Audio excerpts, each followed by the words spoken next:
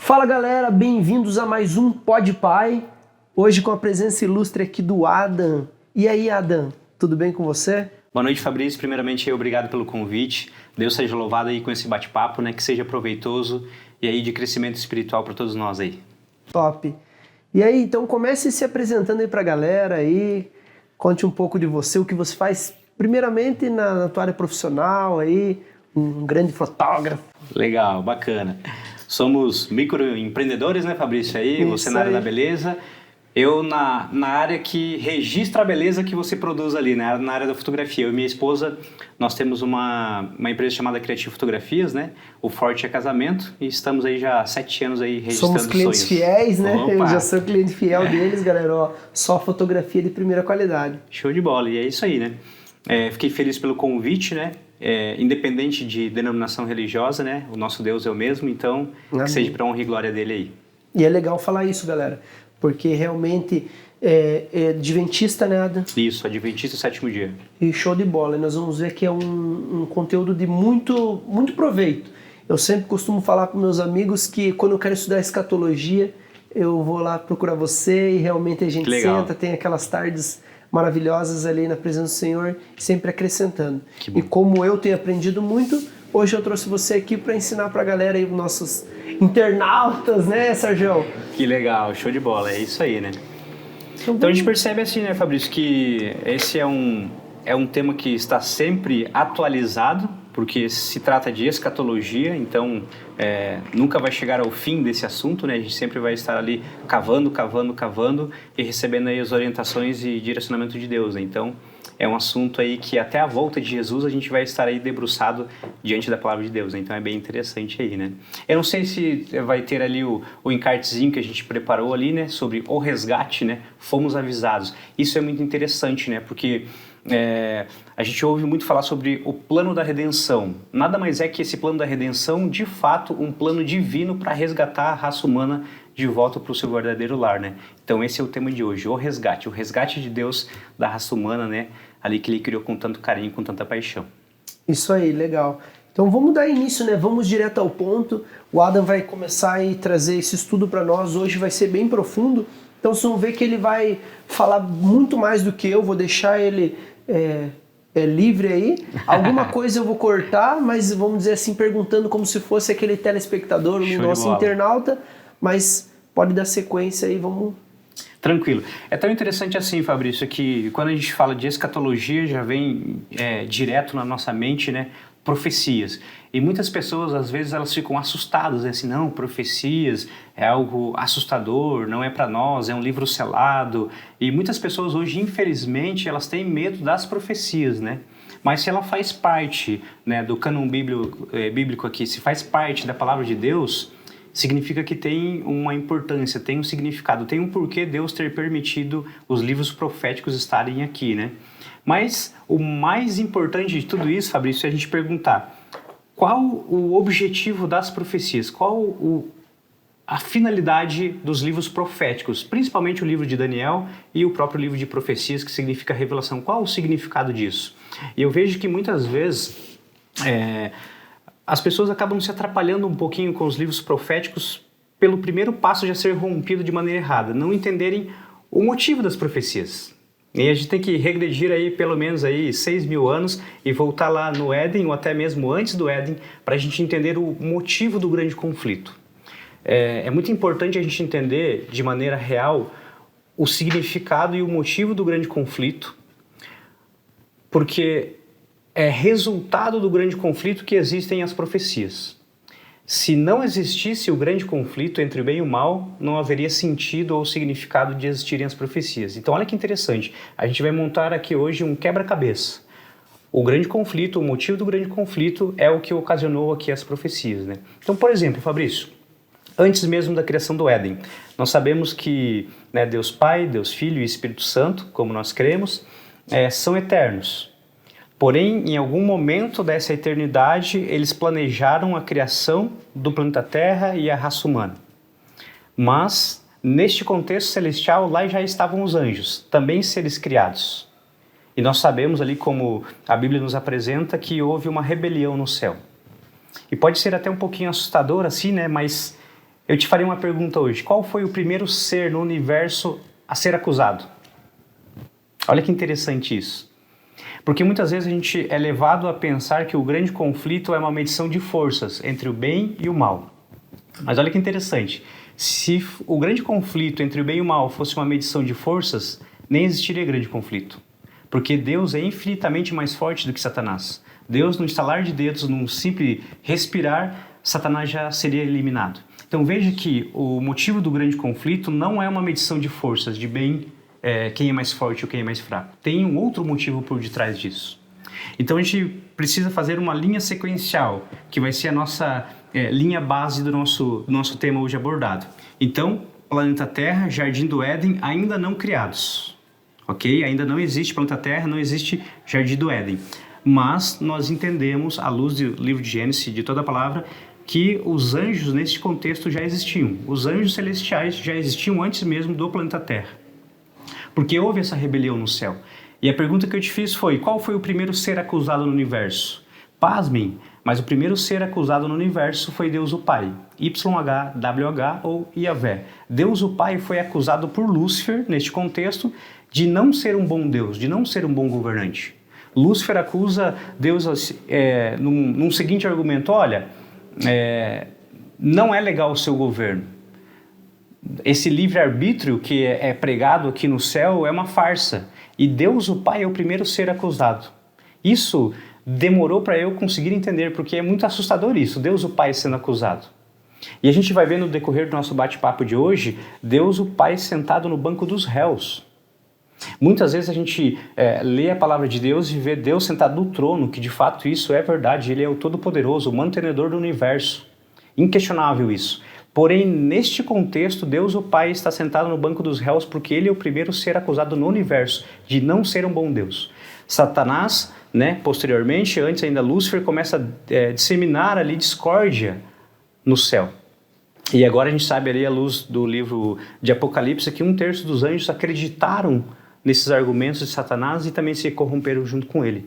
Mas o mais interessante, falo para você que está nos assistindo aí também, que é difícil a gente conseguir entender esse contexto se não encaixarmos Cristo Jesus, seu Filho, também na maneira correta no plano da redenção. Porque antes, Fabrício, eu imaginava assim, que Deus o Pai era o juiz e Cristo Jesus era o advogado. Eu sempre imaginava isso, mas não é o que a palavra diz. A palavra de Deus menciona que Cristo Jesus acumula as duas funções. Ele é o juiz e o advogado ao mesmo tempo.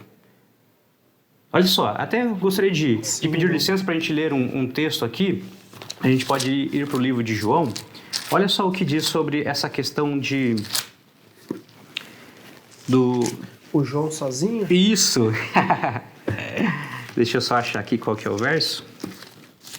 Para você que está em casa também, se quiser nos acompanhar aí, por favor, apanhe a sua Bíblia no livro de João, capítulo 5. Olha só que interessante. João, capítulo 5, e o verso 22 diz assim, a minha João Ferreira de Almeida, aqui a tradução diz assim, e é o Pai, no caso YHWH, Jeová, e o Pai ninguém julga, mas o Filho confiou parte do julgamento? Não, confiou todo o julgamento. Olha só que interessante, ao seu Filho, o Pai confiou todo o julgamento. Por que Deus o Pai confiou todo o julgamento ao seu Filho? Porque Ele está no banco dos réus. Eu vejo que de uma maneira muito bonita e muito humilde, Deus ele se sujeita a sentar no banco dos réus e diz para o universo, neste contexto, a verdade não teme por investigação, podem me investigar. E Ele senta no banco dos réus para ser investigado. E esse é o início do grande conflito. Olha só que interessante. Deus, o Pai, nesse contexto, Fabrício, ele podia muito bem se levantar e dizer assim, não, o meu governo é um governo correto e justo, mas seria a palavra de Deus, o Pai, contra a palavra de Lúcifer. Para mim e para você hoje, Fabrício, para vocês que estão nos assistindo, é muito fácil a gente identificar que Lúcifer é o perverso, que é o mal, porque já são mais de 6 mil anos de existência do planeta Terra e mais de 6 mil anos de tragédias. Mas naquele contexto celestial, os anjos nunca tinham contemplado o mal, nunca tinham contemplado a morte, a mentira, a discórdia. Na mente dos anjos, naquele contexto, ficou confuso. Um ser perfeito, chamado Lúcifer, agora começa a questionar o governo de Deus. Veja que realmente 1/3 dos anjos foram enganados ali, naquele momento. E agora se inicia o grande conflito. Então que isso fique muito claro na nossa mente hoje, que o grande conflito entre o bem e o mal não é uma medição de forças, porque Deus é infinitamente mais forte. Porém, o grande conflito entre o bem e o mal é uma questão judicial, uma questão legal, que se deu início na corte celestial. E isso é muito importante. Uma acusação feita em corte celestial precisa também ter um desfecho em corte celestial. E agora que entra o plano da redenção, o resgate. Agora é criado o Éden, infelizmente nós conhecemos todo o contexto, Lúcifer e 1/3 dos anjos também rebelados junto com ele, vêm, disseminam aí a discórdia no Éden, o ser humano também cai em pecado e começa toda a corrupção do planeta Terra. Porém, agora existe o planeta Terra no meio dessas duas cortes celestiais. Uma corte celestial, acusação. Foi agendado uma corte celestial para o desfecho, para a gente saber qual vai ser o resultado dessa acusação. E no meio dessas duas cortes celestiais, aqui está o planeta Terra e nós, seres humanos. Então veja, Fabrício, que isso é muito sério. Nós precisamos entender o motivo do grande conflito, onde nós nos encontramos nesse grande conflito e qual é o nosso papel, a nossa finalidade nesse grande conflito. Olha que interessante. E Deus, eu vejo assim que ele é um Deus muito didático, além de ser um Deus amoroso. Ele faz algo espetacular no meu ponto de vista. Por quê? Para nós, seres humanos, para a gente entender as coisas celestiais e o que aconteceu nessa corte celestial, essa acusação, é muito complexo para nossa mente, que é limitada por conta do pecado. E até porque nós nunca subimos ao céu e nunca fomos até essa corte celestial onde foi feita essa acusação. Então Deus faz algo maravilhoso. Quando a gente vê os escritos, o relato no contexto ali da história de Moisés, Deus faz assim, Fabrício. Ele abre as cortinas dos céus e mostra a corte celestial para Moisés. Ele mostra o santuário celestial para Moisés. E ele fala assim para Moisés, fala assim, filho, faça uma cópia do que você está vendo, uma cópia desse santuário celestial aí na terra, para você entender o plano do resgate, para você entender o plano da redenção. E Deus é tão maravilhoso que ele não apenas dá essa ordem, essa orientação para Moisés, mas ele dá um projeto para Moisés. Quando a gente vai para o escrito bíblico ali, a gente vê Deus detalhando o comprimento desse santuário, que teria que ter um pátio, que teria que ter uma tenda dividida em duas partes, santo, santíssimo. Engenharia, né? Toda engenharia, qual o tipo de madeira, qual o tipo de tecido, como seriam os encaixes. Deus deu um projeto detalhado para Moisés e disse assim, siga, filho, faça uma cópia do que tem aqui no céu. E eu fico fascinado com isso, por quê? Essa é a base, até eu acho que eu dei um DVDzinho para você, né? Ó. Que é? Dá para mostrar para alguma das câmeras aí, ó, é bem legal, ó. Que é assim, a parte né? da frente aqui, né? Ó. Isso, ó, nessa câmera aqui, eu acho que dá um zoomzinho, né? O santuário, né? Nessa aqui, o nosso cameraman tá ajudando lá, muito bem, Sérgio? Olha aqui, que legal, ó. O santuário, o caminho de Deus. E agora a gente vai começar a entender um pouquinho melhor isso. Porque quando Deus ele faz esse feito miraculoso de maneira muito didática, ele fala assim, filho, entenda o santuário terrestre, estude toda a doxologia, estude os utensílios, as medidas, os significados, estude isso, filho. E não te cortando, mas a gente vê as pessoas às vezes sem o entendimento porque não entende isso, né? Eu, quando comecei, né, fui lá na tua casa pra gente estudar, vamos estudar o que eu queria, já ir direto no Apocalipse. Exatamente. E daí pra gente entender, que nem você falou, todo o contexto, são coisas, né, que nem você falou, utensílios, tudo que a gente precisa saber ali do tabernáculo, né? Uhum. Para poder entender que é o que você vai dar sequência aí. E isso, Fabrício, eu vejo que é uma estratégia satânica. Pode parecer até um pouco forte o que eu estou falando, mas é uma estratégia de Satanás tentando ofuscar o santuário terrestre, dizendo que isso não tem mais validade, que não tem mais importância. Que é do Antigo Testamento. Que é do Antigo Testamento, só o Novo Testamento, para realmente confundir as mentes. Lógico que algumas liturgias do santuário terrestre antigo realmente já se cumpriram, né? E a gente vai entender isso. mas uma visão mais ampla e geral tem o seu significado. O porquê eu menciono isso? Sim.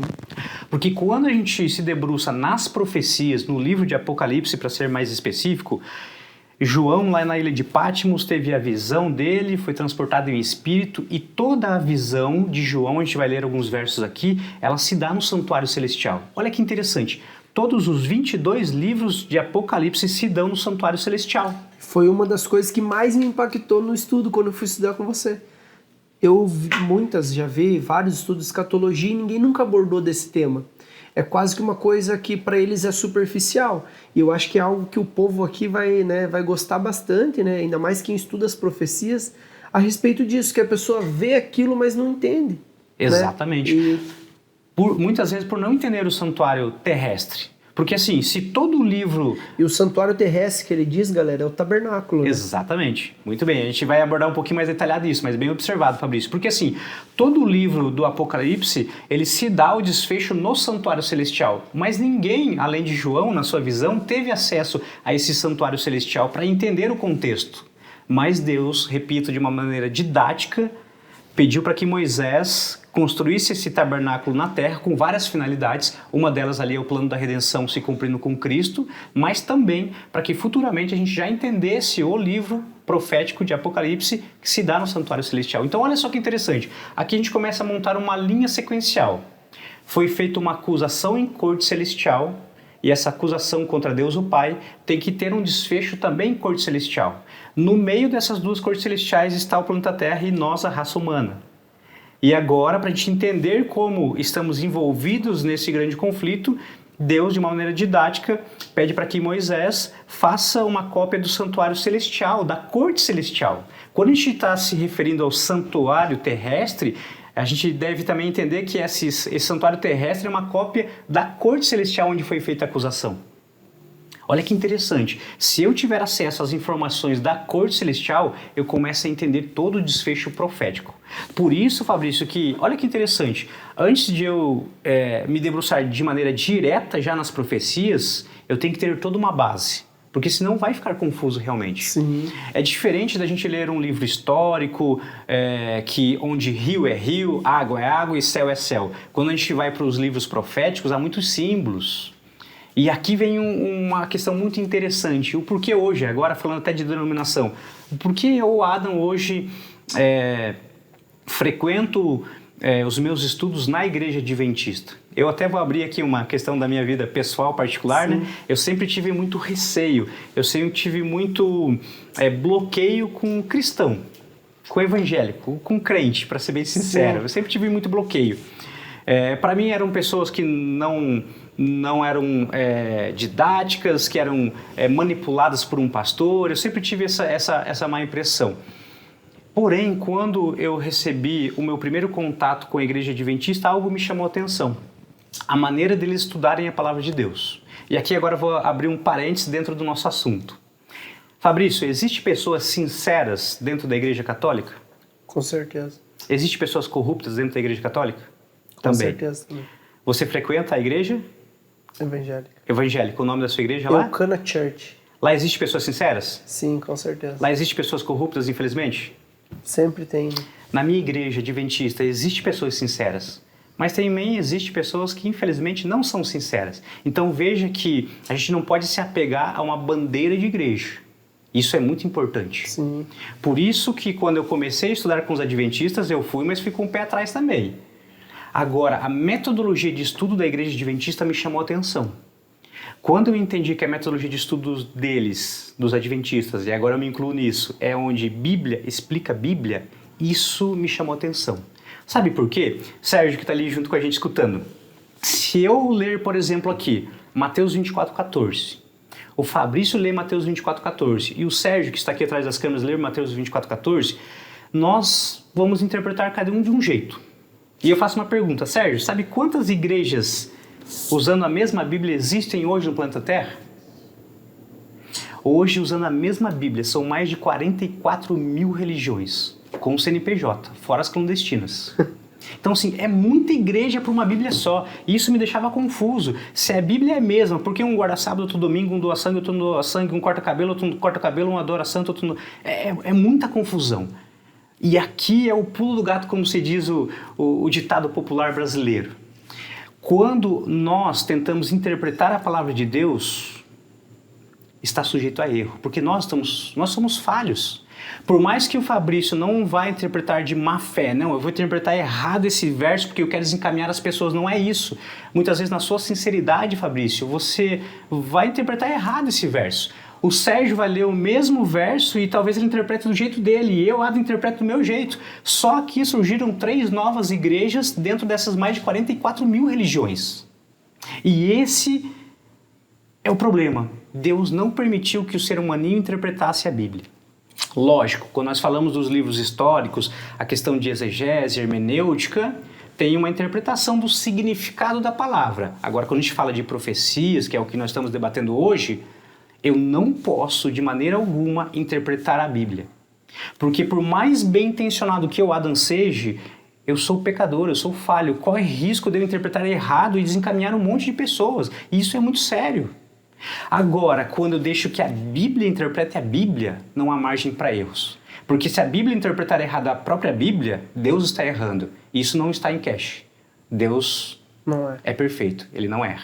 Então, por exemplo, eu vou usar um exemplo. Vamos lá, Apocalipse capítulo 1, só para a gente entender o contexto aqui. Olha que interessante. Apocalipse capítulo 1, no verso 13, a gente vai entender depois um pouquinho melhor esse verso. Diz assim, ó. Apocalipse capítulo 1, algumas traduções diz revelação, que significa aqui, né? O Apocalipse é o mesmo significado, diz assim, no verso 13, e no meio dos candeeiros um semelhante ao filho do homem, com vestes talares e cingido à altura do peito com uma cinta de ouro. Eu posso, Fabrício, interpretar esses candeeiros do jeito que eu quiser. Eu posso encher de florzinha, coraçãozinho, eu posso fazer. Mas a minha pergunta é, o que realmente a Bíblia diz que são esses candeeiros? O pastor, o padre, o bispo pode falar o que ele quiser. E eu respeito com toda a educação, mas a minha pergunta é, o que a Bíblia diz que são esses candeeiros? Ponto final. Quando a gente vai para o finalzinho do verso 20, a Bíblia explica a Bíblia. Olha só, no finalzinho do verso 20 do capítulo 1 diz assim, ó. As 7 estrelas são os anjos das 7 igrejas e os 7 candeeiros são as 7 igrejas. Ponto final. A Bíblia dá um símbolo chamado candeeiros, que é um objeto literal físico, mas aqui como se trata de um livro simbólico, então esse candeeiro é um símbolo de algo, mas a própria Bíblia vai dizer o que é esses candeeiros. Agora eu pergunto para você, Fabrício, eu posso vir aqui e interpretar a interpretação? E eu digo que eu já fiz isso no começo. Quando eu recém me converti, peguei e vou começar a ler. E daí eu falava, mas será que isso é aquilo? E daí de repente, quando você fica, tua cabeça fica tão procurando alguma coisa, ou que nem você falou, inventando... Que nem não é que você está inventando uma heresia, mas a tua sinceridade, você fica ali, mas você não tenha. Exatamente. E daí quando você vai chegar aqui, talvez você faça a leitura em branco e nem repara. Por isso que você tem que entender que a Bíblia comprova a Bíblia, né? E eu acho isso muito bacana, Fabrício, você mencionou, porque assim, muitas vezes as pessoas... Porque talvez tem gente que está ali e está passando pela mesma coisa. Exatamente. Ela até fez uma leitura ali, ela acabou interpretando ou entendendo algo, não porque ela é uma pessoa ruim, má, que está sendo, né, assim, eu quero desencaminhar as pessoas. Não, na sinceridade dela, ela acabou interpretando isso. Mas essa é a grande questão. Deus não permite que eu e você interpretemos os símbolos. Símbolos, Deus dá símbolos, mas Ele mesmo é que interpreta. E isso me chamou muita atenção, Sérgio, na maneira didática da Igreja Adventista estudar. Por isso hoje eu sou um adventista, pela metodologia de estudo deles. Na minha igreja tem pessoas boas e ruins? Tem. Assim como todas as outras. O verso que hoje eu mais gosto, eu, Adam, é Apocalipse 18, verso 4, quando momentos antes do advento, da volta de Jesus, que todos nós cristãos aguardamos com anseio, momentos antes do advento de Cristo, Deus dirá assim, sai dela, povo meu, saia da tua igreja católica, presbiteriana, adventista, anglicana, porque agora eu não quero uma religião, eu quero um povo que me obedece. Olha que lindo esse verso. Então, assim, hoje nós precisamos congregar numa igreja, sim, é muito importante. Isso faz parte da vida de um cristão.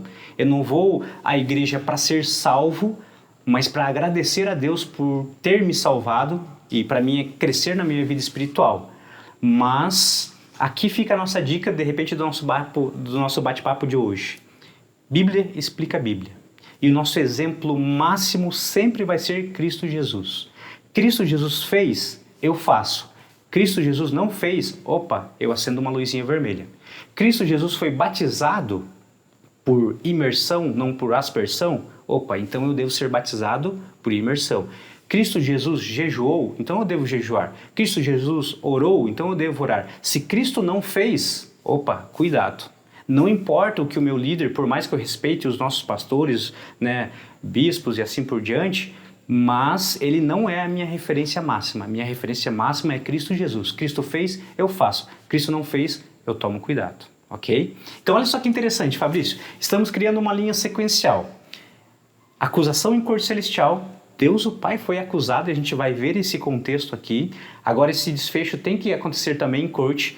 Planeta Terra no meio, Deus faz algo para nos ajudar a entender esse grande conflito, mostra o santuário terrestre sendo uma sombra do verdadeiro, que é o santuário celestial, e ele fala assim, Fabrício, Adam, Sérgio, né, queridos que estão em casa, estudem o santuário terrestre, entendam o santuário terrestre, porque a partir do momento que vocês entenderem o santuário terrestre, vocês vão entender o santuário celestial. E entendendo o santuário celestial, você vai entender as acusações e os desfechos de corte. Se eu e você estamos em meio a uma guerra, literal, infelizmente como está acontecendo agora, por exemplo, na Rússia e na Ucrânia, se eu estou em meio a uma guerra, eu tenho que entender o motivo da guerra.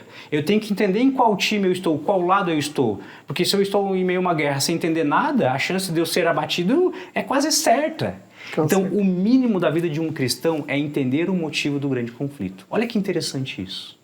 Dito isso... aquilo que a gente sempre fala da verdade presente. Você vê uma igreja perdida no tempo, né? Exatamente. Querendo viver o antigo, mas não querendo entender aquilo que está no antigo.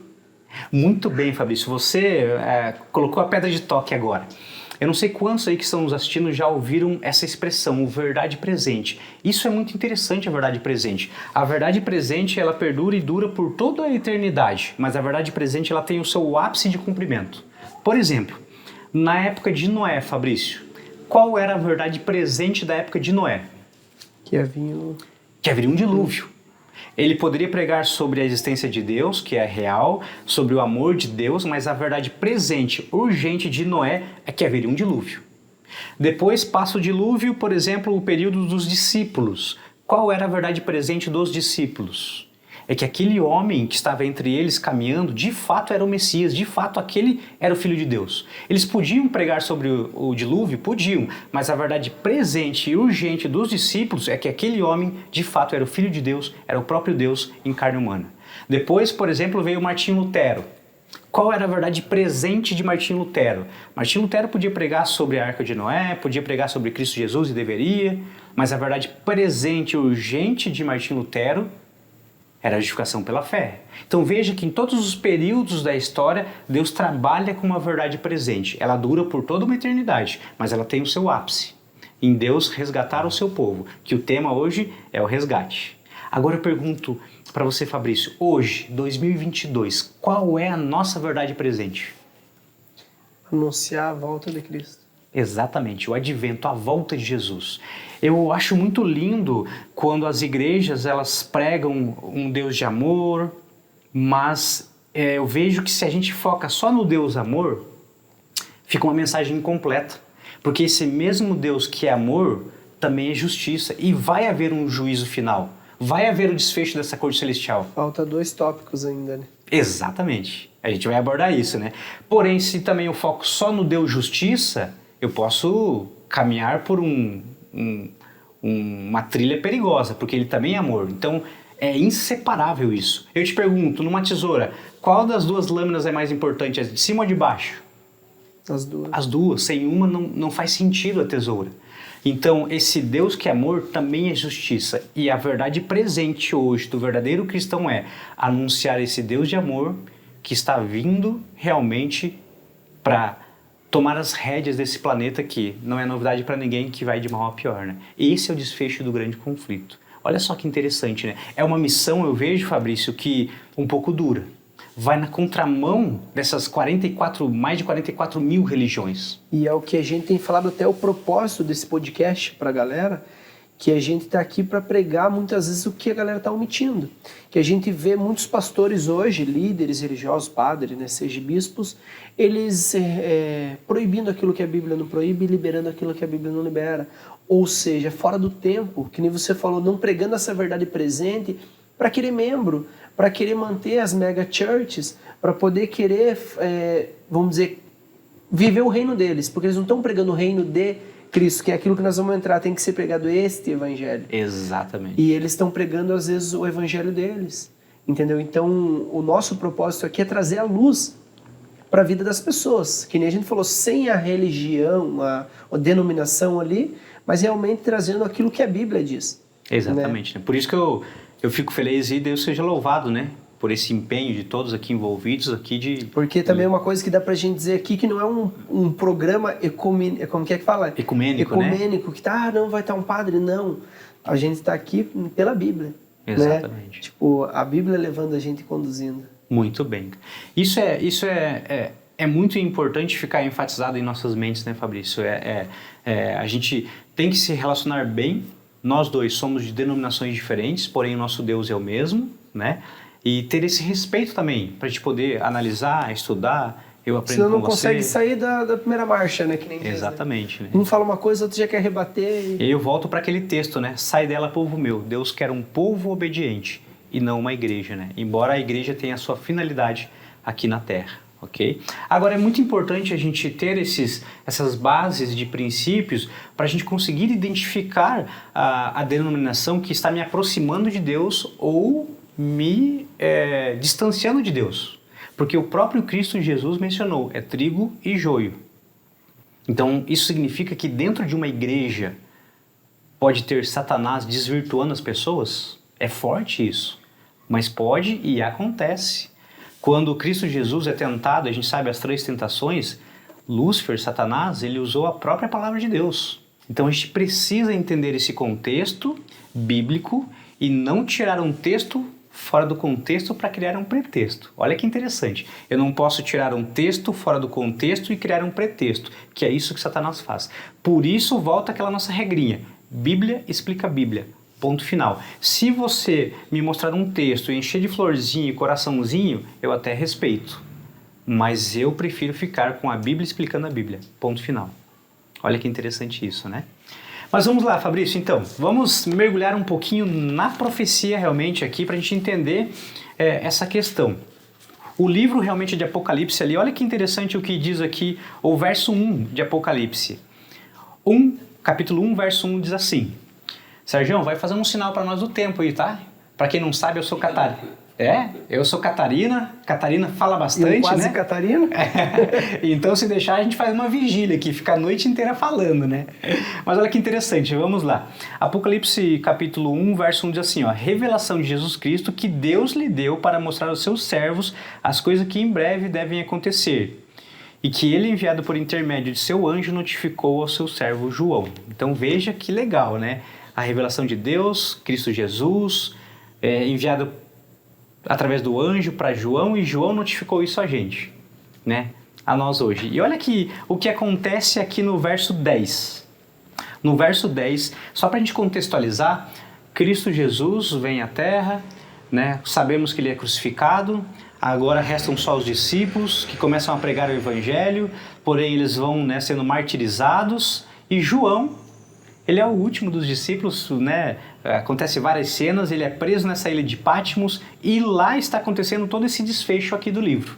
Por volta do ano 90, ano 100 depois de Cristo, né? Antes de Cristo, as datas, os números eram decrescentes, depois não existe o ano 0, do ano 1 para o ano 1, ano 1 negativo para o ano 1 positivo. Eu sempre falo que essa deve ter sido a virada de ano mais louca que existe, né? Comemorar o ano 1 negativo para o ano 1 positivo, mas é assim que aconteceu. E agora as datas começam a ser crescentes, né? E agora lá por volta do ano 90, o ano 100, acontece o que nós estamos lendo aqui, João na ilha de Patmos. E diz assim, no verso 10, João, achei-me em espírito, ou o que isso significa? Achei-me em visão, em espírito, no dia do Senhor, e ouvi por detrás de mim grande voz como de trombeta. Agora olha o verso 12, diz assim, nessa visão diz assim, voltei-me para ver quem falava comigo e vi 7 candeeiros de ouro. Pausa. Se eu e você, Fabrício, não entendermos aquele santuário terrestre, onde tem um pátio, uma tenda com lugar santo, santíssimo, pio, holocausto, incenso e etc. Se nós não entendermos aquilo, quando nós chegarmos aqui, Já vai bugar mesmo. já vai travar. Porque veja só, João ele é transportado em visão não para qualquer lugar do espaço, porque o céu, o espaço é infinito, é grande. Para que lugar João foi arrebatado em visão? Olha que informação preciosa essa. Diz aqui, ele foi arrebatado em visão para o lugar onde tem candeeiro. Agora sim, literal, candeeiro, né? Lembram-se vocês com as velhinhas lá? Para quem estuda o santuário terrestre, ele já vai assimilar, opa, João foi arrebatado para o céu num lugar que tem candeeiro. Que lugar do céu que tem candeeiro? O Santíssimo, o Santuário Celestial. Porém, o Santuário Celestial é dividido em 2 compartimentos. O primeiro compartimento, onde só ministrava o sacerdote, tinha lá a mesa dos pães, tinha lá o candelabro, o altar de incenso, certo? Então, automaticamente, o anjo está localizando para onde João foi arrebatado. João não foi arrebatado para qualquer lugar do universo, ele foi arrebatado para o santuário celestial, para o primeiro compartimento santo. Olha que interessante isso. Veja que se eu e você não entendermos o santuário terrestre, nós não vamos entender isso aqui.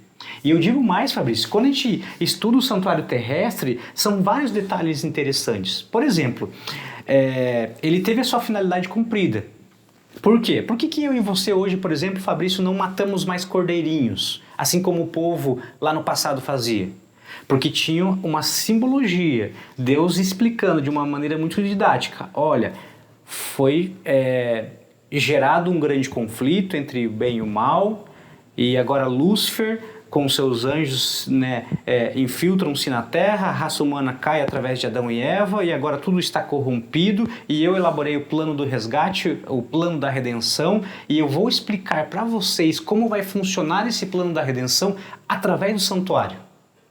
Todas as vezes que aqueles que estavam acampados em volta do santuário terrestre, eles iam até o pátio, o sacerdote ministrava ali, o cordeirinho sendo imolado, simbolizava o verdadeiro cordeiro que um dia viria para morrer por todos nós.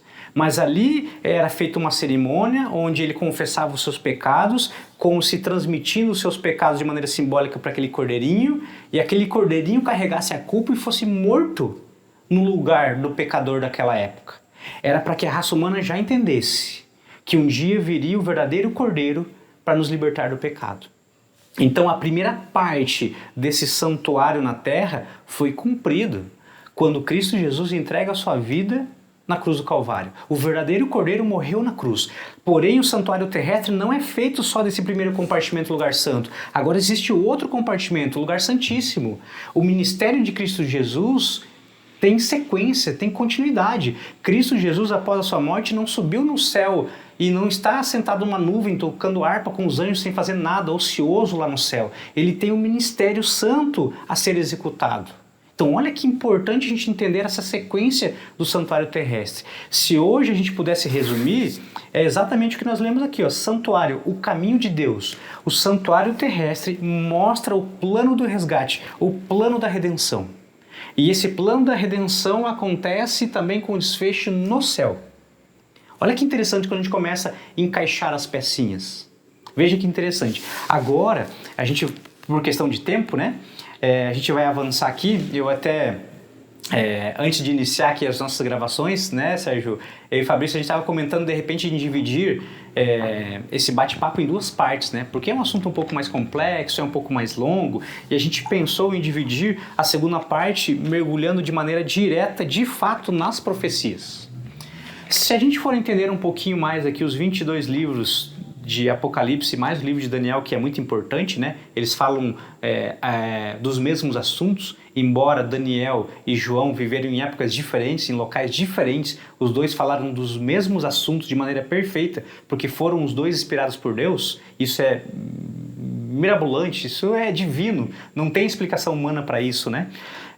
Para a gente compreender esse desfecho, a gente precisaria realmente de um outro programa para abordar pelo menos os 4 principais ciclos de Deus. Deus, ele trabalha em ciclos de 7.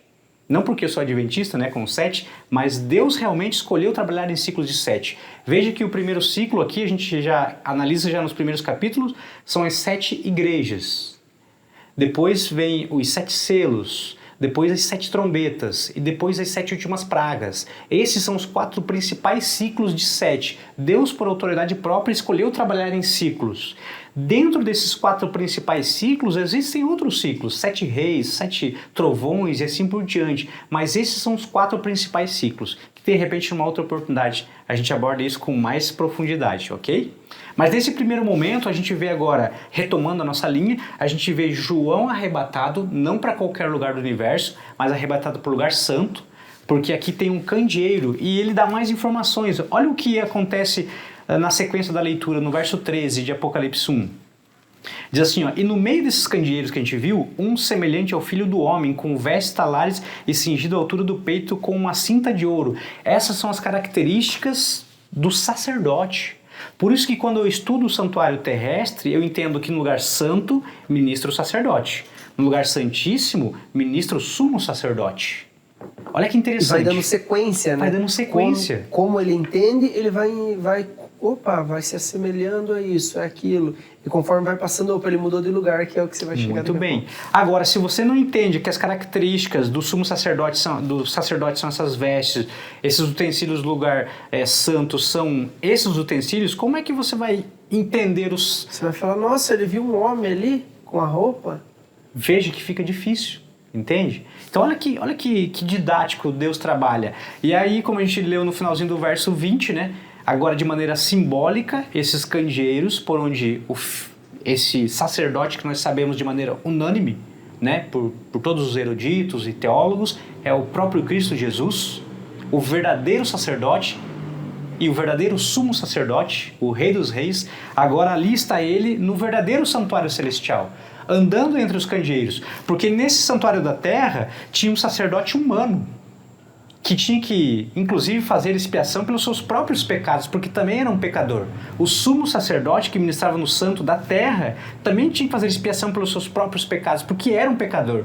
Agora, no verdadeiro santuário celestial, que não é uma cópia, é o verdadeiro e eterno, tem um verdadeiro sacerdote, sumo sacerdote, chamado Cristo Jesus. E aqui a gente vê ele em cena. João está contemplando o verdadeiro sacerdote no verdadeiro santuário celestial.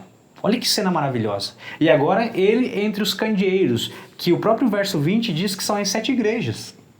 Sabemos, Fabrício, que essas 7 igrejas são igrejas literais, lá do Oriente Médio, Éfeso, Esmirna, Pérgamo, Tiatira e assim por diante. João fez as cartas de advertências literais, físicas para aquela época. Essa é uma aplicação, mas a aplicação principal que Deus quer nos mostrar aqui é a simbólica que ele está explicando aqui. Cristo rasgando os séculos, desde a igreja de Éfeso, ano 100, ano 313, 313 a 538, a 1517, 1798, 1844, ele vai rasgando os séculos Cristo Jesus até chegar a um determinado momento, que é o momento do ápice do nosso bate-papo de hoje. Olha só que interessante. Vamos lá. Capítulo 4, então. Para você que está em casa, capítulo 1, capítulo 2 e capítulo 3 é Cristo Jesus rasgando os séculos dentre as igrejas, dentre os candeeiros. Quando chega no capítulo 4, acontece algo maravilhoso, Fabrício. Olha que interessante. Quer ler para nós aí o verso 1? A primeira parte só, Fabrício, por favor. Depois dessas coisas, olhei e eis que não somente uma porta aberta nos céus, como também a primeira voz que ouvi, como de trombeta ao falar comigo, dizendo, sobe para aqui, e eu te mostrarei o que deve acontecer depois dessas coisas. Muito bem. Eu não sei se a tua, João Ferreira de Almeida, tem um título aí. Tem. Qual é o título da tua? A visão do trono de Deus. Muito bem. Então, olha só, a visão do trono de Deus. Quando a gente estuda... hoje o assunto é o santuário terrestre. Quando a gente volta para o santuário terrestre, o pátio, onde eram mortos ali, sacrificados os cordeirinhos, o lugar santo, onde ministrava o sacerdote, e o santíssimo, onde ministrava o sumo sacerdote. Lá no Santo dos Santos, o que tinha lá? Que hoje é uma polêmica, onde pode estar? A Arca da Aliança, a Arca do Concerto. Lembram-se vocês? Revestida de ouro, com 2 querubins curvados, e ali se manifestava o quê? A Shekinah, a glória de Deus, a presença do Deus vivo ali. A Arca da Aliança simbolizava nada menos, nada mais do que o trono de Deus, o Pai. Agora, quando a gente fala do verdadeiro santuário celestial, que é o que o João na ilha de Patmos vai ver, por isso o título começa assim, a visão do trono de Deus. Porque agora ele vai entrar neste assunto. Isso é maravilhoso. Veja que não dá para te separar o terrestre do celestial, porque é o terrestre que nos ajuda a entender o celestial. Eu vou bater muito nessa tecla. Ok? E eu acho maravilhosa a maneira que João começa o verso 4. Ele diz assim, ó, depois destas coisas, depois do quê? João está dizendo assim, ó, depois que eu vi as 7 igrejas, depois que eu vi Cristo Jesus rasgando os séculos, depois disso, do primeiro ciclo, eu vou ver isto. E ele diz assim, ó, olhei e eis não somente uma porta aberta no céu. Isso é fantástico. Não é uma porta aberta para o céu, porque João já está no céu. João já está em visão. Lembra-se você que lá no verso 1 ele foi arrebatado em visão, não para qualquer lugar do espaço, mas para o lugar santo do santuário celestial? E agora ele vê uma porta diante dele. E eu te pergunto, que porta é essa, Fabrício? Se ele está no lugar santo do santuário celestial, e ele vê uma porta. Aqui era como se fosse o véu, né? Como se fosse o véu, muito bem. João agora nesse contexto ele está diante do véu, dessa porta. Olha que informação preciosa. E para você que está em casa, depois leia todo o capítulo 4, que agora é o momento que ele entra do santo para o santíssimo, João, na visão. E ele contempla o trono de Deus, que é o título do capítulo 4. Ele contempla como se fosse a Arca da Aliança, o próprio Deus vivo ali assentado. Cara, é maravilhoso o capítulo 4. Ele dá em detalhes toda a majestade desse santuário celestial. Lembram-se vocês? Acusação em corte, desfecho em corte. João agora está entrando nessa corte celestial. Agora a gente vai ter informações do desfecho da corte celestial. Agora a gente vai ter as informações daquela acusação que foi feita por Lúcifer de Deus não ser um bom governante, do livre-arbítrio ser uma farsa, e agora vai ter um desfecho em corte celestial. João em visão é arrebatado para essa corte e agora ele passa do santo para o santíssimo. Cara, isso é fenomenal. E aí eu te pergunto, será que existia uma data certa para que essa passagem de Cristo Jesus, porque é Cristo Jesus, o Cordeiro que está passando do santo para o santíssimo, e João está contemplando isso, será que tinha uma data certa para isso acontecer? Olha que pergunta interessante. Tem, né?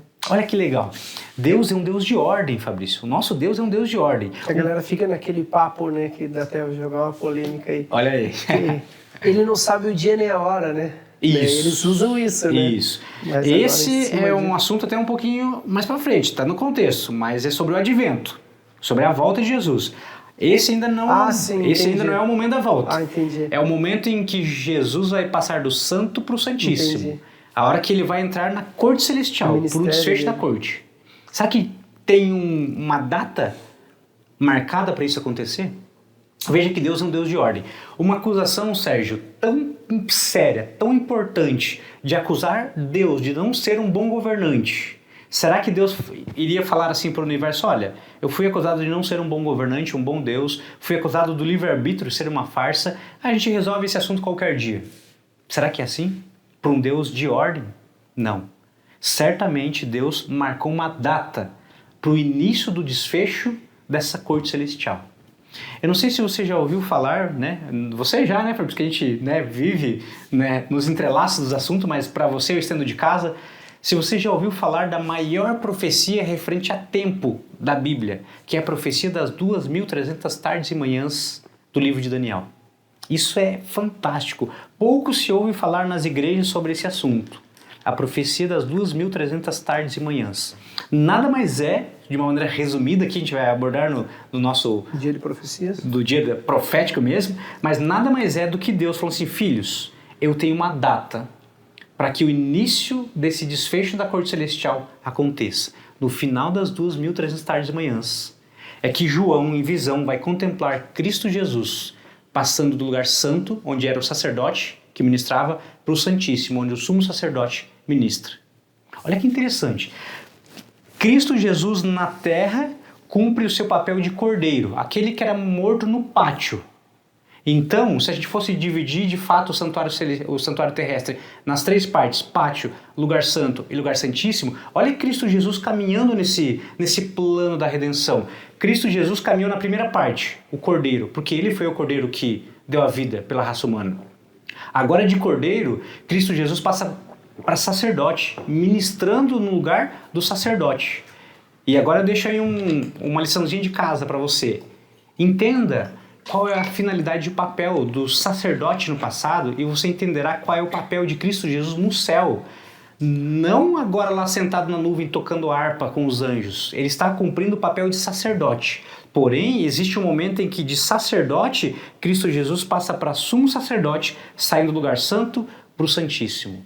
Precisa acontecer toda essa logística chamado plano do resgate, plano da redenção, para que o segundo advento aconteça. Por que precisa de ter toda essa logística? Porque precisa acontecer o processo do juízo de Deus.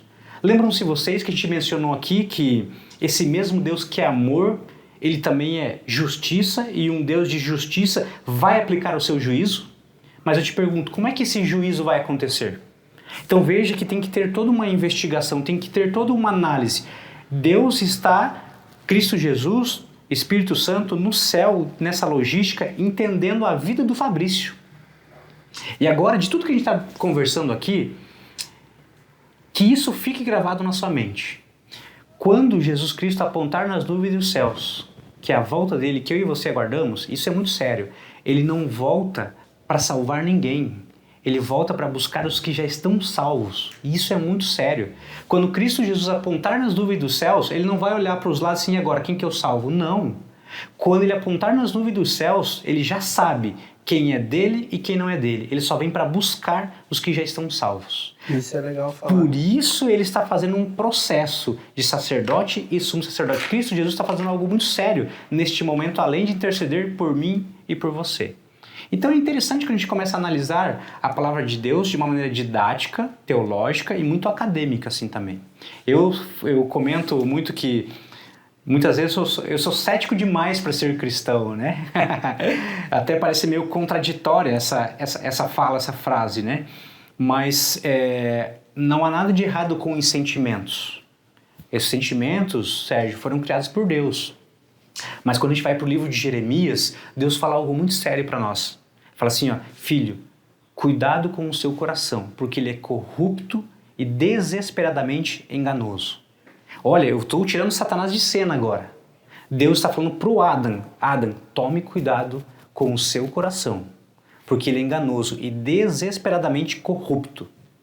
Satanás ele vai me apresentar de bandeja as peripécias dele, mas é eu quem escolho aceitar o que Satanás está me oferecendo. Por isso que Deus fala assim, Adão, tome cuidado com as suas emoções. Talvez deixe um pouquinho a sua emoção de lado e seja um pouco mais racional, filho. Estude, veja se isso tem coerência, se isso faz sentido, se é Bíblia explicando Bíblia. Filho, tome cuidado com muita barbúrdia, muito barulho. Tente focar. Preste atenção no que eu estou dizendo para você. Por isso que eu repito, Sérgio, nosso parâmetro é Jesus. Ele fez? Eu faço. Ele não fez? Racional. Eu preciso ser racional. Jesus não fez. Por que eu vou me aventurar a fazer algo que Jesus não fez? Sempre falo uma frase que bate muito com isso. A fé não é por vista, mas ela também não é cega. Perfeito. Porque... Repete para nós, por favor. Essa é forte. Pega essa aí, que é de graça. A fé não é por vista, mas também ela não é cega. Então a fé não pode ser cega, que nem você falou, você tem que ter razão, né? Tem que ser racional. Você vê pessoas muito emocionais na igreja hoje, que acaba que não estudam as escrituras e só querem o fogo do espírito, ou o fogo estranho, né? Que nem a gente vê muito por aí. Então é um perigo, né? Principalmente para esse assunto que nós estamos abordando, que é o fim, que é aquilo que nós tinham que ansiar, cara. Cara, Jesus, a galera não prega mais, não tem esse anseio de querer estudar, não é muito difícil. Então a gente, de uma forma aqui, tentando ser mais, como que eu posso dizer, simples, mas a gente tem que entender as bases, senão nós não vamos conseguir compreender a profundidade. Outra coisa, não sei se entra nesse tema, que eu acho bem legal você falar, sobre o sacrifício de Cristo. Né? Tipo, que eu sempre fico bem impactado quando você fala tanto na terra como no céu. Perfeito. Tudo que ele faz, porque quando você me apresentou o Apocalipse desse jeito, você lembra, eu se emocionei, e quando eu falo para alguém eu se emociono, porque as pessoas veem o amor de Deus e o amor de Jesus ali em João, né? Onde que ele fala, João 3,16, por que tal? Ah, ele morreu. Mas quando você entende todo esse propósito de Cristo, o santuário, todo esse peso desse gesto. O peso desse gesto, cara, você se apaixona muito mais por Cristo. Com certeza. É o próximo passo da nossa leitura. Então, vamos mergulhar nessa parte? Então vamos lá, Sérgio, recapitulando. João é arrebatado em espírito, não para qualquer lugar do universo, porque seria uma informação muito vaga, mas ele é arrebatado para o lugar santo do santuário celestial, com uma data marcada, num outro momento a gente estuda.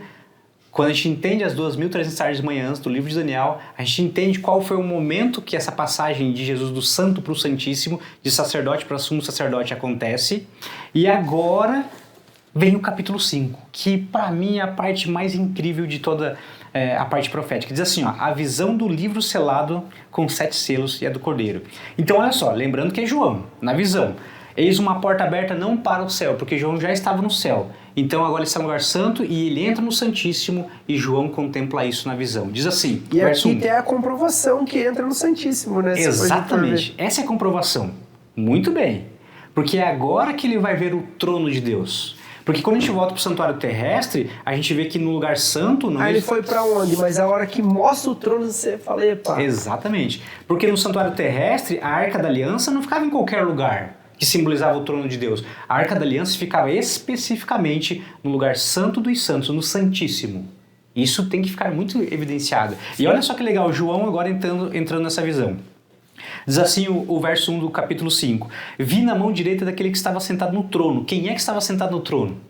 Deus o Pai, YHWH, Yud Rei, Vav Rei, Yahvé, Jeová, Deus o Pai, sentado. Vi na mão direita daquele que estava sentado no trono um livro escrito por dentro e por fora de todo selado. Olha que interessante, ele vê os 7 selos na mão de Deus o Pai, Jeová, sentado ali. É um rolo só, composto de 7 informações. É como a nossa Bíblia aqui. Quantos livros existem aqui? 66. Mas é um livro só, é uma Bíblia só, composto de 66 outros livros. E neste contexto, João contempla Deus o Pai assentado no trono com um livro, mas com 7 partes ali. Mas essa é a parte mais chocante, a sequência da leitura. Diz assim, verso 2. Vi também um anjo forte que proclamava em grande voz: quem é digno de abrir o livro e desatar os selos? Sabe que livro é esse? Para a gente já abrir aqui, nada mais é do que este livro que está na mão do Pai, é o desfecho do grande conflito. Quem ganhou esse grande conflito entre o bem e o mal? Lúcifer, Satanás ou Deus? O bem ou o mal? Quem ganhou esse grande conflito? Voltemos lá. Acusação feita em corte celestial. Deus de não ser um bom governante. Tem que ter uma corte celestial para ter o desfecho de quem está falando a verdade ou mentira. E neste momento, lá está Deus o Pai, com o livro que tem o desfecho de quem ganhou esse grande conflito. Só que olha que interessante a sequência. Vi também um anjo forte que proclamava em grande voz: quem é digno de abrir este livro e abrir os selos que está na mão do Pai? E diz assim o verso 3, ora, nem no céu, nem sobre a terra, ninguém podia abrir o livro, nem mesmo de olhar para ele. Por que Deus o Pai, o Todo-Poderoso, o Mantenedor, por que Deus o Pai não podia ele pegar o livro e abrir o livro? Por que isso não podia acontecer? Porque ele é o ser acusado. É difícil muitas vezes para isso entrar na nossa mente, mas Deus o Pai, de uma maneira muito humilde, ele se sujeita a sentar no banco dos réus, que é o trono, Mas neste contexto simboliza o banco dos réus. Ele não pode abrir o livro e dar o desfecho porque ele é o ser acusado. Olha que sério isso. Por isso que é muito lindo o papel de Cristo Jesus. Cristo Jesus se levanta para defender o caráter do Pai. Cristo Jesus acumula as duas funções conforme nós lemos no livro de João. Ele é o juiz e o advogado. É Cristo Jesus que em corte celestial vai defender o caráter do Pai. E olha o que diz a leitura ali, verso 4.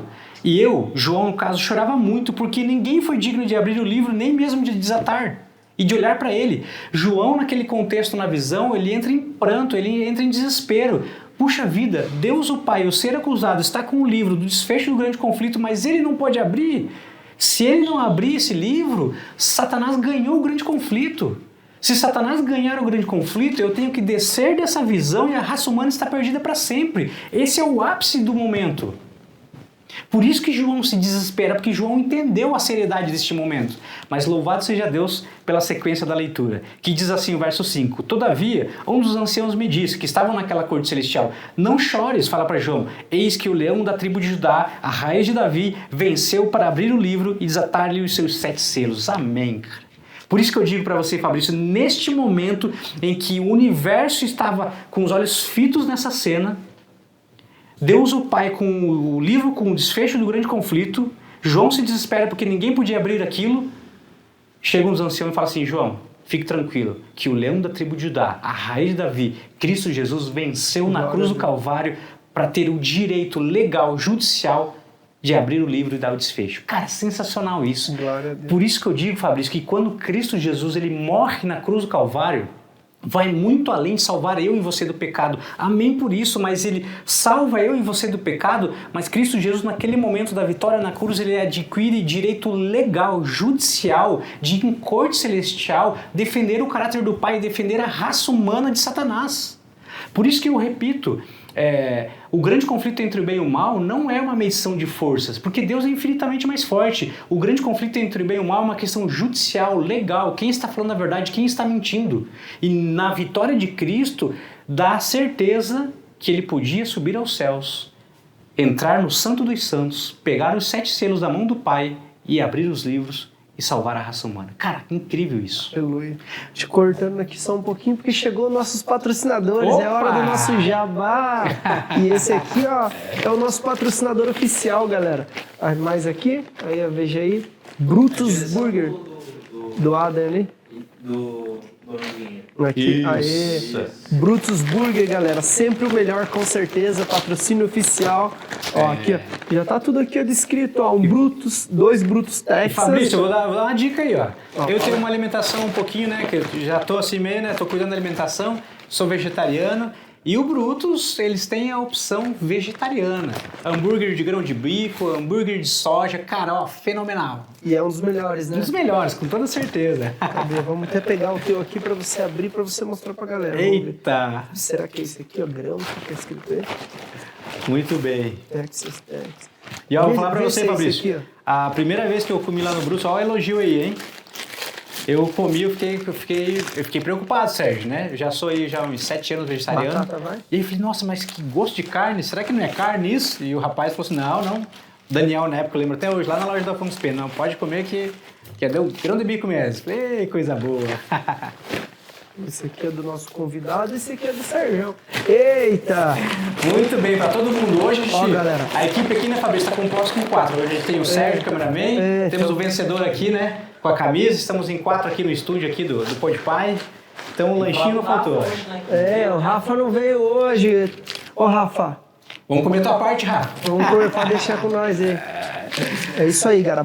Brutus é sempre o melhor, galera. Nosso patrocinador oficial, como o Adam falou, até os vegetarianos dos caras é top. Hoje eu peguei aqui, ó, Brutus Texas. Era o mais vendido até esses dias aí, ó. Ele vem ó, aqui, ó, com Doritos. Eita. É coisa fina, hein, galera, ó. Show de bola. Olha o tamanho do lanche. Isso aqui não é só porque é pro Podpah que eles capricham, não, galera. É pra todo mundo eles capricham, hein? É isso, Sérgio, depois de um lanche desse dá pra gente emendar e fazer uma vigília aqui, né? É isso aí, galera. O melhor lugar. Os caras fazem happy hour também. Sempre tem uns stand-up lá agora que tá liberando esse negócio da Covid aí. Então é show de bola. Indico pra vocês 100% Brutus. Sempre o melhor, galera. É isso aí. Aqui, Fabrício, o alimento espiritual e aqui o alimento físico, né? sempre Os dois, tem, show né? de bola. Mas muito bem, Fabrício, só pra gente fechar essa primeira parte, Vai lá, vamos lá. só pra gente fechar essa primeira parte, eu gostaria de ler só um último versinho aqui que é muito importante, tá? Do livro de Daniel. Lembram-se vocês que eu mencionei, Daniel capítulo 7, Fabrício, por favor? Lembram-se vocês que eu mencionei que Daniel e João, eles falam dos mesmos assuntos, mesmo vivendo em épocas diferentes, não se conhecendo, eles falam dos mesmos assuntos porque é uma inspiração de Deus, né?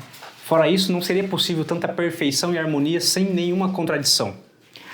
E eu vou só ler esse texto, Fabrício, para reforçar, porque talvez na mente de algumas pessoas seja um pouco assustador isso.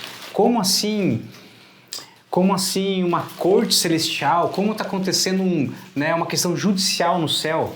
Então eu vou ler só um verso de E Daniel. uma coisa também para ficar, uma pergunta que pode ser da galera. Por que isso? Né? Por que se ele é Deus? Por que ele não foi, que nem você falou, acabou com tudo? Muito bem. Você já me respondeu. Sérgio, quanto tempo a gente tem? Tem isso? Que antes de fazer essa leitura, essa é uma pergunta, cara, extremamente Chave, né? importante. Chave. Tem um tempinho ainda aí? Pode mandar bronca? Tá. Então, Fabrício, eu vou ler só esse versinho pra gente encerrar aqui a questão das cortes celestiais e aí a gente finaliza com essa tua pergunta que é fundamental. Pode ser? Show. Então diz assim, ó. Daniel, capítulo 7, para você que está em casa aí, o verso 9. Olha só que interessante. Uma visão de João e agora uma visão de Daniel, pessoas que não se conheceram falando dos mesmos assuntos. Olha que perfeição, falando dos mesmos assuntos. Daniel, continuei olhando até que foram postos uns tronos. Quando a gente vai lá pro capítulo 4, que eu falei para vocês lerem em casa, João ele já dá mais detalhes. Não são apenas uns tronos. João já identifica que são 24 tronos. Então a gente consegue ver similaridades, como eles estão falando dos mesmos assuntos. Daniel diz assim: continuei olhando, na visão dele, até que foram postos uns tronos, e o ancião de dias se assentou. Quem é o ancião de dias? Deus o Pai. Se assentando naquele mesmo trono, naquela mesma visão que nós acabamos de ver com João. E o ancião de dias se assentou. Sua veste era branca como a neve, os cabelos da cabeça como pura lã, e o seu trono eram chamas de fogo, e suas rodas eram fogo ardente. Um rio de fogo manava e saía de diante dele, e milhares de milhares o serviam, e miríades de miríades estavam diante dele. E olha essa parte. E assentou-se o tribunal, e os livros se abriram. Uau!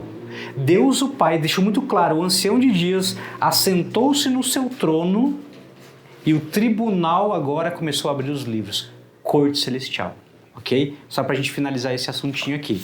Então estamos vivendo de fato aí em meio a um grande conflito e começamos a entender. Mas a pergunta mais interessante, Sérgio, que o Fabrício fez. Precisaríamos talvez de um outro programa só para isso, mas eu vou dar uma pincelada aí, né? Como se fosse um Reels, galera. Olha só que interessante. Sabemos que a eternidade pertence apenas a Deus Pai, Deus Filho e Espírito Santo, onipotente, onisciente, onipresente. Somente eles são eternos. Na nossa mente limitada pelo pecado é difícil de entender. Como assim no passado sempre existiram, no futuro sempre vão existir? É muito gigantesco para nós, mas eles são eternos. Isso significa, Sérgio, que os anjos, eles são seres criados. Em algum momento os anjos eles não existiam. Deus, o Pai, o Filho e o Espírito Santo, eles, em algum momento, eles conversaram e falaram assim, olha, vamos criar seres chamados anjos. Com suas categorias, querubins com 4 asas, serafins com 6 asas, embora tenham também querubins com 6 asas, com 4 faces, leão, boi, etc. Anjos, muitas vezes a gente fica fechadinho, só 2 asas, só um rosto, mas a classe de anjos é gigantesca, né? Enfim, Deus agora ele resolve criar os anjos. Então existiu um momento em que Deus resolve criar os anjos. E aí eu te pergunto, Deus sendo onisciente, onipotente, onipresente, agora gera-se o anjo chamado Lúcifer, que se rebela contra ele. Ele se rebelou. Deus poderia ou não poderia ter destruído Lúcifer já lá no céu, impedindo que ele viesse à Terra e tentasse Adão e Eva e fizesse toda essa tragédia que o nosso planeta vive? Podia ou não podia ter simplesmente estalado os dedos e destruído Lúcifer? Poderia, porque ele é todo poderoso.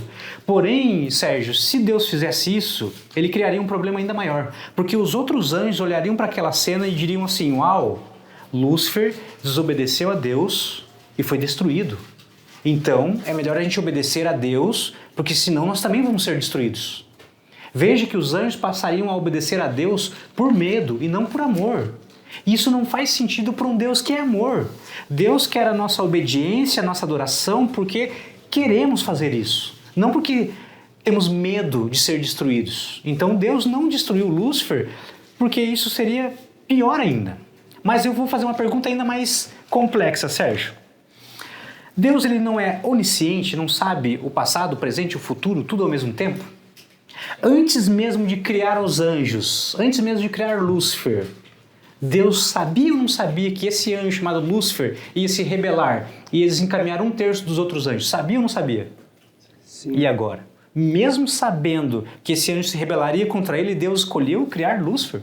Será que então, de maneira indireta, Deus não criou o mal? Olha que situação, como você responderia uma situação dessa? É difícil, Olha que interessante. Entra até quase naqueles calvinistas e arminianos. Exatamente. Que a gente tem que fazer uma só para isso. Então por isso que eu insisto que assim, ó, nós precisamos ter sentimentos, sim, mas nós precisamos ser racionais. Porque essa é uma pergunta difícil, que tem que ter uma resposta de fato. Talvez eu gere um pouco mais de dúvida, mas eu vou falar. Se eu falasse para um ateu hoje que isso aconteceu por conta do livre-arbítrio, o ateu olharia para mim e diria assim, essa é uma resposta de plástico, não me convence. Porque o livre-arbítrio responde, mas não responde. Porque imagina só, pensa numa cena, Fabrício, guarda essa informação, não fugimos da problemática. Pensa numa cena, eu tenho um homem adulto, forte, e eu tenho uma menininha, Sérgio, uma criancinha. E agora esse homem, no momento, ele resolve abusar sexualmente dessa criancinha. Se eu for dizer que a origem do mal existe só, exclusivamente por conta do livre-arbítrio, eu estaria dizendo assim, bom,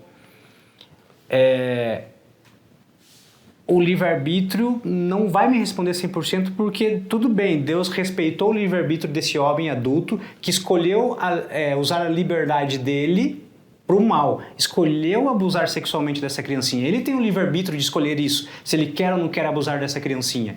Mas eu perguntaria, e cadê o livre-arbítrio dessa criancinha em escolher querer ou não ser abusada sexualmente?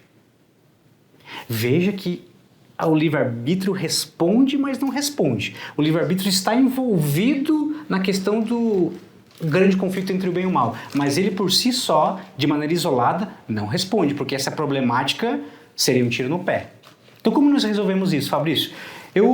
Adam, eu funciono muito com exemplos, e eu vou usar aqui alguns exemplos para de repente ajudar você de casa também. Então, por exemplo, assim, imagine só que eu seja um professor de uma universidade.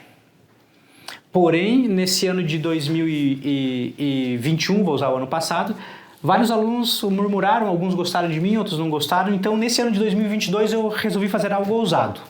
Eu cheguei na classe hoje, todos os meus alunos aqui, e eu falo para esses alunos assim, olha, para esse ano de 2022 eu vou dar uma oportunidade de escolha para vocês. Vou distribuir um pedacinho de papel para cada um de vocês e uma caneta. E vocês vão escolher nesse papelzinho simplesmente aprovado ou reprovado. Se você me quer ainda como professor de vocês nesse novo ano, escreva aprovado. Se você não quer que eu seja seu professor, escreva reprovado. E eu prometo para vocês, alunos, que eu vou levar todos esses papéis para o diretor, para a diretoria, e se tiver alguém escrito aqui reprovado, eu peço as minhas contas, eu me demito, eu não vou ser mais professor. Uau, os alunos talvez diriam assim, ousado você, Adam? Tudo bem, os alunos escrevem ali, aprovado, reprovado, eu pego esses papeizinhos, só que o que a classe e os alunos não sabem é que no caminho que eu estou indo para a diretoria, para a sala da diretoria, eu pego esses papeizinhos e eu separo eles. Todos que estão escritos reprovado, eu rasgo eles, amasso, jogo no lixo e levo só os que estão escritos aprovado para o diretor. O diretor olharia para essa cena e diria assim, uau, Adam, todos os bilhetinhos estão escritos aprovado, você é 100%. O que você diria sobre o caráter desse professor? O que você diria, Fabrício? Duvidoso. Corrupto. Ele enganou. Ele não é 100% aprovado. Ele jogou para debaixo do tapete os papéis escritos reprovado. Se no momento que Deus fosse criar os anjos, ele selecionasse escondidinho os anjos maus e jogasse para debaixo do tapete e deixasse vir à existência só os anjos bons, o que você diria sobre o caráter de Deus? Talvez alguém diria assim, aí em casa, mas ninguém saberia que Deus escondeu os anjos mal embaixo do tapete, rasgou, amassou e jogou na lixeira. Ninguém saberia. E gravem isso, por favor, queridos. O maior atributo de Deus, embora muitas vezes a gente evidencie que Deus é amor e de fato isso é verdade, mas o maior atributo de Deus é que ele não duela contra o seu próprio caráter. Isso é maravilhoso. Sabe essa questão de repente eu estar numa situação financeira difícil? Os princípios dele são imutáveis. Sim. Sabe essa situação, Fabrício, assim, eu estou numa situação financeira difícil e de repente tem uma carteira aqui dando bobeira, com bastante dinheiro, e eu fico naquela, será que eu pego, será que eu não pego? Isso não cabe para Deus. Porque eu estou barganhando comigo mesmo, eu estou duelando contra o meu próprio caráter, se eu sou corrupto, se eu roubo essa carteira ou não. Agora, isso não cabe para Deus. Você fica caráter de Adão, caráter de Deus. Exatamente. Deus não duela contra o seu próprio caráter. Mesmo que ninguém soubesse que ele jogou para debaixo do tapete os anjos maus, Deus saberia. E para ele, isso basta. Então, isso é muito sério. Então, a gente começa a ver que Deus, ele dá a liberdade, de fato, o livre-arbítrio. A maior prova que o livre-arbítrio é verdadeiro é que Lúcifer se rebelou. Ele usou o livre-arbítrio dele, infelizmente, para o mal. Aí a gente tem todo um desfecho, né? Sérgio, tem mais um tempinho para dar o desfecho? Eu vou dar o desfecho, eu vou usar um pouquinho de física e metafísica, os professores aí que me perdoem, mas eu vou me intrometer um pouquinho na área de vocês aí, e eu vou falar o seguinte, eu vou usar mais um exemplo. A gente tem que, antes eu vou pontuar, usando um pouquinho também física e metafísica, porque assim, Deus ele é todo poderoso? E talvez isso assuste você, pastor, bispo, presbítero, né, ancião e padre, talvez assuste você o que eu vou falar agora. Mas Deus sendo todo poderoso, mesmo assim ele não pode fazer tudo. Como assim, Ada? Que heresia é essa? Sem corte. Olha só que interessante, a gente precisa primeiro entender o que é ser todo poderoso, porque Deus sendo todo poderoso, ele não pode tudo. E a gente vai entender o porquê. Por exemplo, se Deus é eterno, certo? Se Deus é eterno, ele pode morrer? Não. Se Deus não duela contra o seu próprio caráter, Deus pode mentir? Deus pode pecar? Então veja que tem algumas coisas que Deus não pode fazer. Não que ele não seja todo-poderoso, mas que isso seria contraditório contra o seu próprio caráter. Sim. Eu vou explicar uma questãozinha aqui de física e metafísica. Por exemplo, existe a potência ativa e a potência passiva. O que é potência ativa? Eu posso pegar essa folha aqui e rasgar? Posso ou não posso? Pode. Isso é potência ativa. Eu posso estar falando com você aqui agora e ter um ataque cardíaco? Posso ou não posso? Pode. Mas qual que é a diferença da primeira cena em rasgar o papel e ter um ataque cardíaco? Aqui você escolheu. Aqui eu escolho. A ter um ataque cardíaco, embora eu possa ter, não está sob a minha jurisdição. Nesse sentido, Deus é 100% soberano. Nada pega ele desprevenido. Ele é 100% um Deus ativo. Isso é muito importante. Agora, o ateu, ele pensa em dar um checkmate no cristão dizendo assim, olha só o pensamento do ateu, Sérgio. Olha só a pergunta do ateu. Deus pode criar uma pedra tão grande, que ele mesmo não pode carregar? Porque se ele não pode criar uma pedra tão grande, significa que ele não é todo poderoso. E se ele criar uma pedra tão grande e não conseguir carregar, então ele não tem tanta força e poder assim. Olha que pergunta mais tola. Eu responderia um ateu dessa forma. Se Deus pudesse criar uma pedra maior do que ele pode carregar, ele não seria todo poderoso, ele seria incoerente, ilógico. Se Deus pudesse criar um círculo quadrado, ele não seria todo poderoso, seria ilógico. Se Deus pudesse criar a terceira margem do rio, ele não seria todo poderoso, seria ilógico. Então veja que ser todo poderoso também tem os seus limites. Deus não é ilógico, não é incoerente. Ele é um Deus que também tem os seus limites. Né, dos padrões. Exatamente. Então, fito isso de um Deus todo poderoso, que não pode morrer, não pode deixar de... Se Deus é eterno, como que ele pode deixar de existir? Então, entende alguns pontos?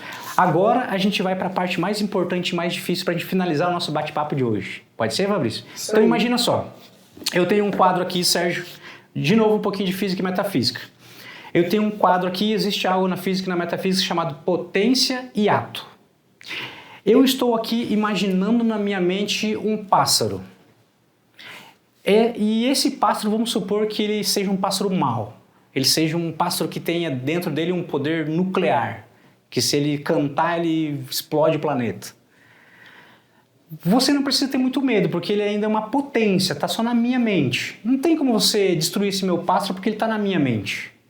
Agora, se eu pegar esse pássaro e desenhar esse pássaro, de potência ele se transformou em ato.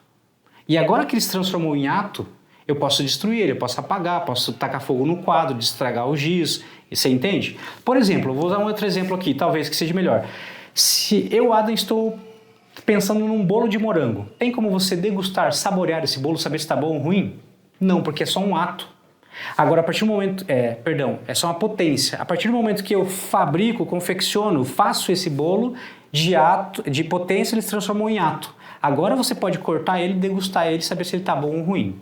Quando a gente vai para o quesito celestial, e quando Deus ele escolhe, por amor à raça humana e aos anjos, aos seres, criar seres livres, ele assume um risco. E esse risco é que a potência se transforma em ato. O risco é que seres livres podem escolher adorar a Deus ou não adorar a Deus. E infelizmente, a potência do mal em Lúcifer se transformou em ato. Mas qual é a parte boa de uma tragédia? Isso é muito interessante, Sérgio. Por quê?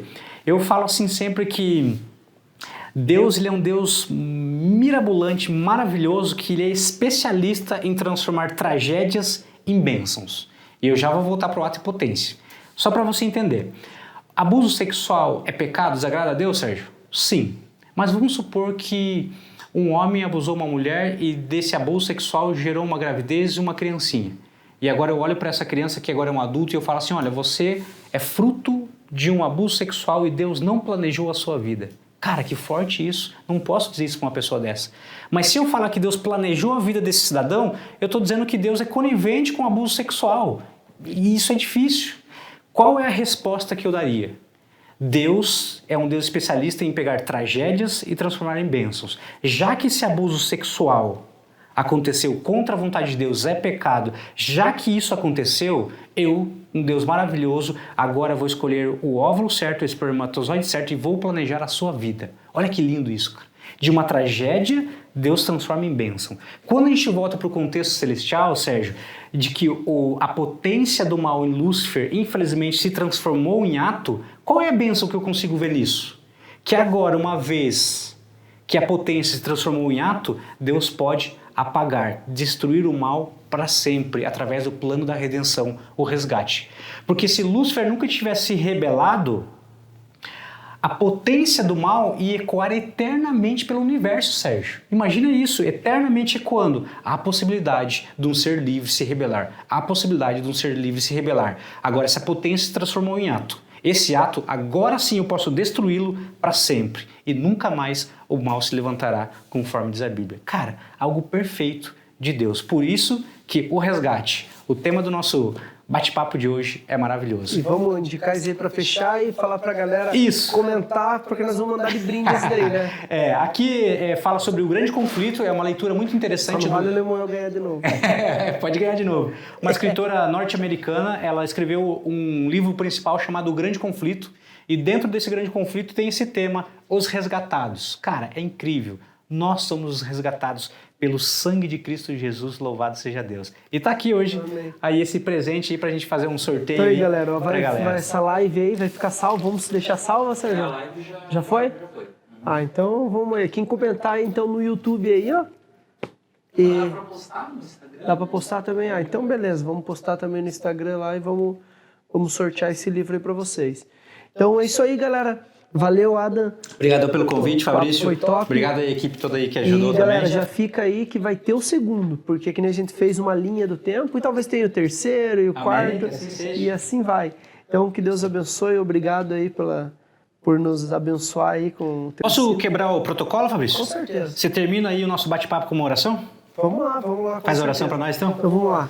Pai, nós colocamos na Tua presença, Pai, a vida de cada um que está aqui, Pai, a vida do Adam, que veio aqui, foi usado, Pai, tremendamente. Abençoa, Pai, também a vida do Sérgio, Pai, o nosso cameraman, a vida do Lemuel, Senhor, que veio aqui e recebeu o seu presente, o seu brinde, e cada um que está nos ouvindo, Pai, que eles possam realmente entender essa verdade presente que foi falado aqui, e que o coração deles possa queimar, Senhor, pela volta de Jesus. Muito obrigado, Pai. Em nome de Jesus nós te agradecemos. Amém e amém. Amém. Isso aí. Deus abençoe.